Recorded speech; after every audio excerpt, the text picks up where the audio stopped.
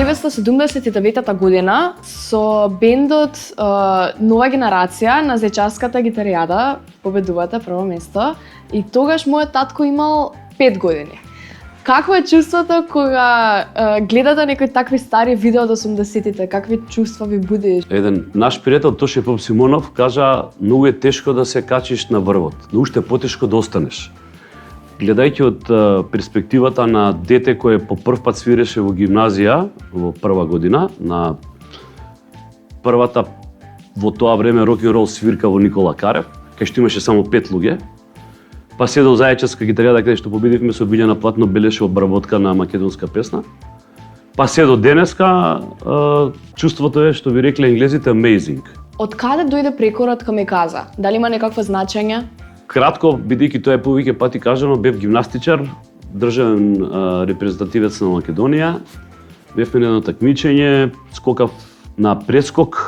Во тоа време веќе бев прв во од сите заедно, ама добив оспица 9-8 оценка, сакав за 10-ка да рипам. Значи тоа е највисоката оценка во гимнастика.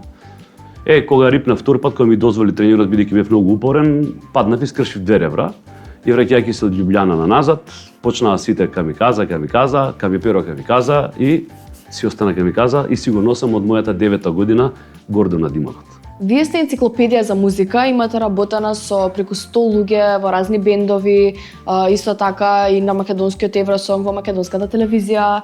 Кажете ми малце околу споредбата на македонската музичка сцена сега и порано. Што сте имале вие порано што ние немаме сега? Кога песните ќе ги надживеат авторите и временската дистанца, тоа значи дека тоа се песни кои ќе останат за навек. А на едно прашање кое неодавно го постави на колешка, твоја новинарка или како да кажам веќе, ми вика кој ти е идол во животот. И она очекуваше да кажем Брус Спрингстин, што ја знам, Брайан Адамс, Стинг. Да. Ја викам Јонче Христовски. Ама јас мислев викам Јонче Христовски е мејнстрим. Зошто е мејнстрим? Многу луѓе не знаа дека македонско девојче, Ако на загинам и уште многу негови хитови песни се негови. Јонче е поголем од времето. И ние си го имаме како подарок од Бога и ќе треба да си го чуваме и го тивиме. Што сте имале вие порано со музиката што ние немаме сега, како се издвојува? Секое време има своја музика и свој начин на презентација. Доброто никогаш не може да потоне. Еве, пример од вашата генерација, 2 бона. Како и да звучи. Значи, децата немале пари за автобус да дојдат до град. Види до кај стигнаа. Значи, имаат милионски прегледи, свират во Софија, свират во Белград, свират секаде. Не верувам во приказната дека постојат времења и невремења. Постојат времења во кои успешните се успешни и постојат невремења и времења во кои неуспешните секогаш мечтаеле за тоа што го немале и никогаш не успеле да го направат. Никогаш не се потрудиле тоа да го направат. Еве, ние сме доказ. После 40 години, салите каде што одиме секаде се преполни. Тоа што ви говори? Истото. Значи, ако ние сега сите сме скоро над 60 години во бендот, а овие деца се 25-30, одат секаде полна, тоа значи дека ние имаме се. Само ќе треба малце да се погрижиме тоа да го канализираме подобро. Иначе нема нешто што нема во Македонија од квалитетни музика. Сакаш можеш да кажеш да. Ако сакаш можеш и да кажеш не. Како настана бендот Меморија и дали името има некое посебно значење? Ние, у суштина, се формиравме 1983 година по барање на режисерот Бранко Ставрев. Бранко Ставрев правеше оперета во Македонскиот народен театар. Неговиот син Ристо Ставрев беше гитарист и на негова покана, бидејќи јас бев глумец, нели, и му викаш да играм кај тебе во представа, абе ти играш во представи, ама сега нешто за друго те барам, за музика. И Дејан Миновски, кој сега во моментот живее во Франција, беше третиот член и ние заедно со него поминавме некои 2-3 месеца правејќи музика за таа оперета. За да после тоа, бидејќи осетивме ова енергија, ја продолжиме соработката и од тоа направивме бенд кој се крсти Меморија. Како се крсти Меморија? На неговиот синтесайзер, одозгора пишуваше Memory, само го преведовме Меморија и ете, тоа е целата тајна за Меморија. Кога си сам и тажна, се песната Македонија скоро веќе 35 години ја пеат генерации. Како настана таа песна? Таа песна е на Дадо Топич. Ние и дадовме сосема друго значење. Со неа е донесен референдумот и уставот на Република Македонија. Ние бевме заедно во 5 за 12 горе со целото раководство Киро Глигоров и останати горе на бината.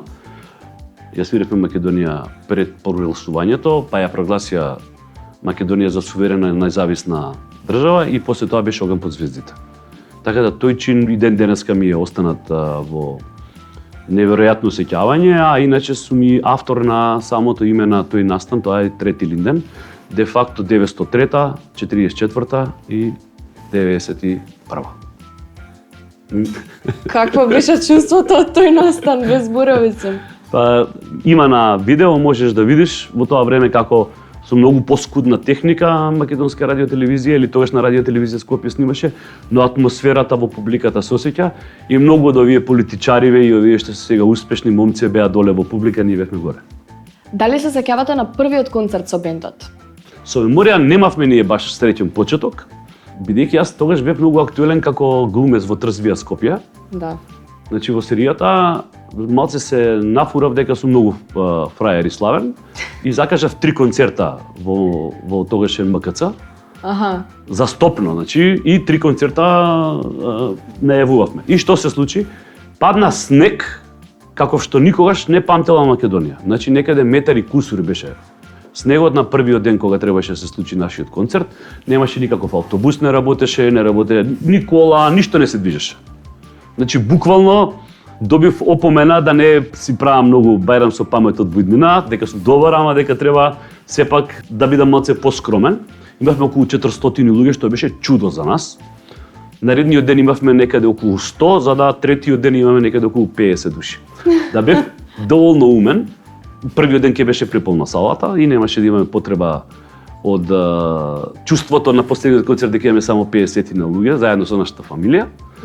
И ќе се фалевме дека во градот во кој имаше снег, што би се рекло над колена, Меморија одржа концерт и ја наполни тогашен МКЦ. За жал, половично беше тоа во тоа време. Така да, ама не е битно колку пати ќе паднеш во животот, битно е колку пати ќе станеш. Потоа, сите на концерти на Меморија, од Велес, Штип, не само што беа преполни, него ги буткаа сите рекорди на сите бивши југословенски звезди што во тоа време нели доаѓа кај нас и така. Да се наврзам на актерството, ако треба да изберете помеѓу Трствија Скопје и Меморија, што би одбрале? Кога ме прашуваат за тие работи, тоа како имате 2 деца па да ме прашат кое дете ви е подраго. Единствено нешто што никогаш не сум го откажал е моторот. Музиката била дел од мојот живот во одреден момент, па после тоа била глумата, па после тоа биле некои други активности, трчањето низ цел свет, што ја знам, дуатлоните, планинарењето, но моторите ми се фетиш од 6-та година до сега. Значи, уште една година ќе славам 60 години од кога сум венчан за 2 тркала. Супер, ќе видам како возите. Вау, тоа е чувство магнифисен. Кој е некој совет што би го дале на младите?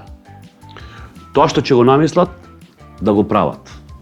И не постои шанса ако имаш зацртана цел, да не ти помогне и Бог, а попатно да тие што у наводници се викаат цопки се уствари само учители до патот до успехот на тоа што го правите. Само напред. Не гледате назад.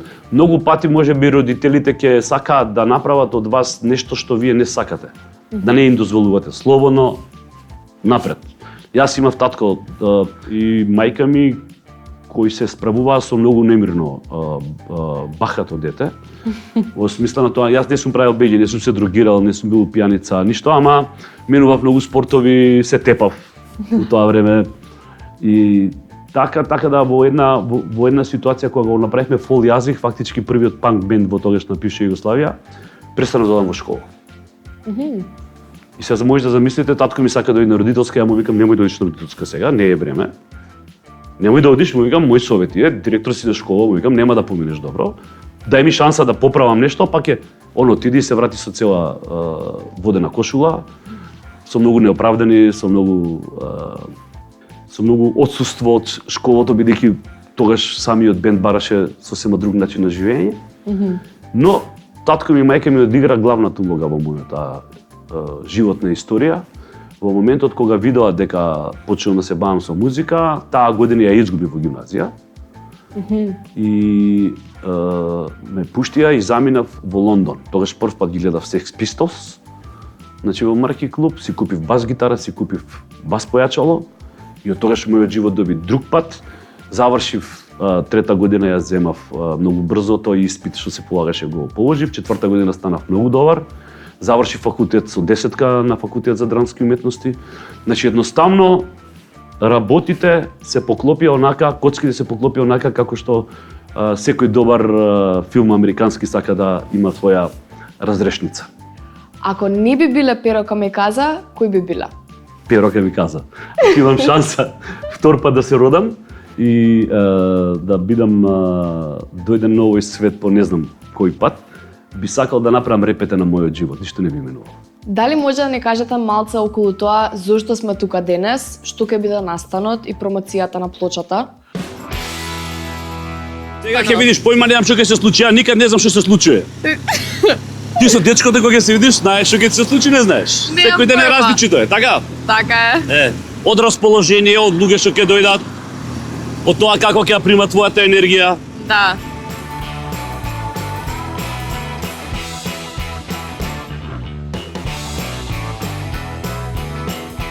Кога го возевте првиот мотор?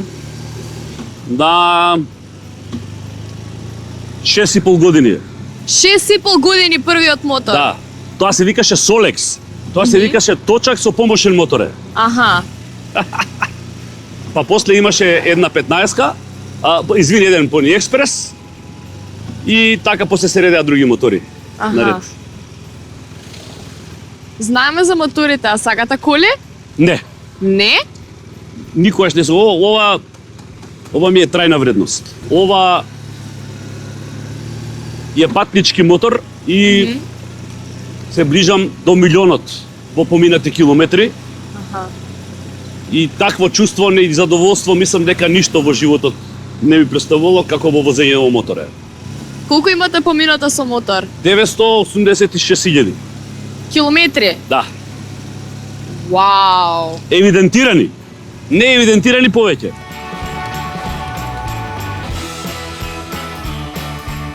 Ова CD во лимитирано издание е поддржано од Македонската радио телевизија, од како наш партнер нареден во снимањето на документарниот филм од 12 епизоди кои ќе следат во текот на оваа и идната година. Тоа значи дека тоа би го видело светлото на денот кон крајот на другата година.